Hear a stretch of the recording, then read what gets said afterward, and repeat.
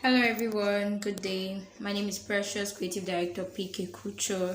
In today's tutorial, I'll be learning how to mold a fascinator using a tiger mat and a princess mat.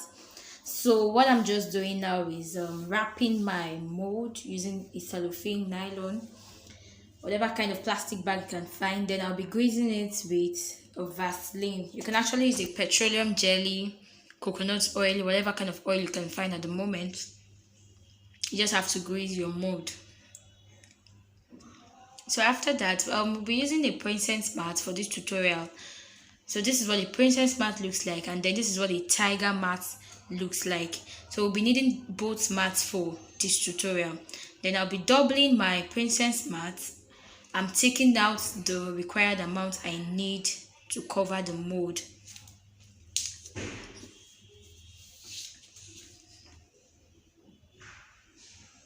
So after this, I'll be cutting out the required amount for the tiger mat. You can actually double the amount of your tiger mat so that it can be visible behind, meaning it will be directly on top of the mold currently. But then I just feel like I want it on top of the mold, not necessarily behind the fascinator. So I'll just be cutting out a single sheet that will be enough to cover it from top. Then I'll be pinning it round. I just have to hold down the top of it so that it doesn't move when I turn it over. Then I'll pin north, east, west, and south before I take it round. So I'm taking it out because I've already gotten what I want behind, like it can't move again. So I've gone four places: north, east, west, and south. After which I'll be pinning it round again. That's 360. I'll be going round completely on all four parts.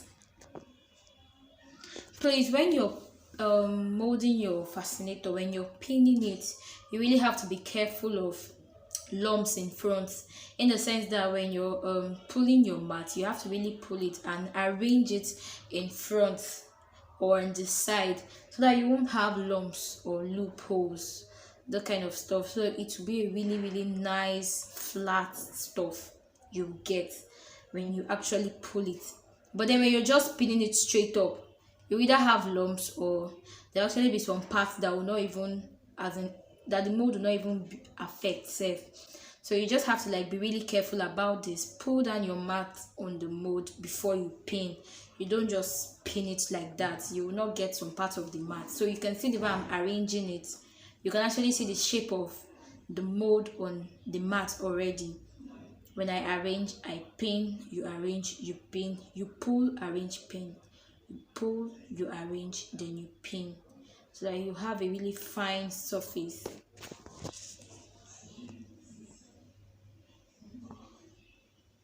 You can actually follow these steps in making a normal mold without using a tiger mat. It's the same process.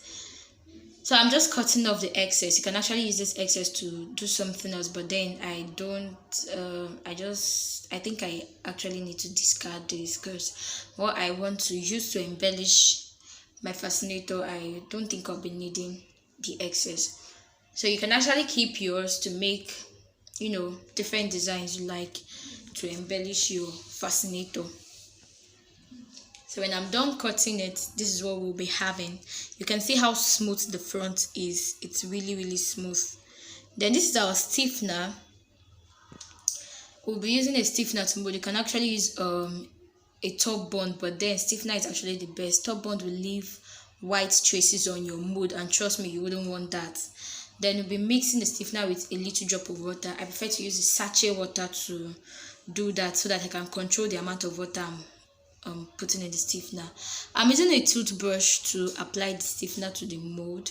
You can actually use a painter brush. You can even use your hands. You can even use a spray bottle. Whatever you use, you just have to get the stiffener to the mold. So I'll be taking it round the whole cap. So I'm going 360. We've done that now. Then we'll be doing same behind. Sorry, my ring light actually went off at this point. But it's still kind of clear. So we'll be taking the stiffener around from behind, side, front. You can see it's all covered in white. You don't have to bother about the color, it won't show, trust me.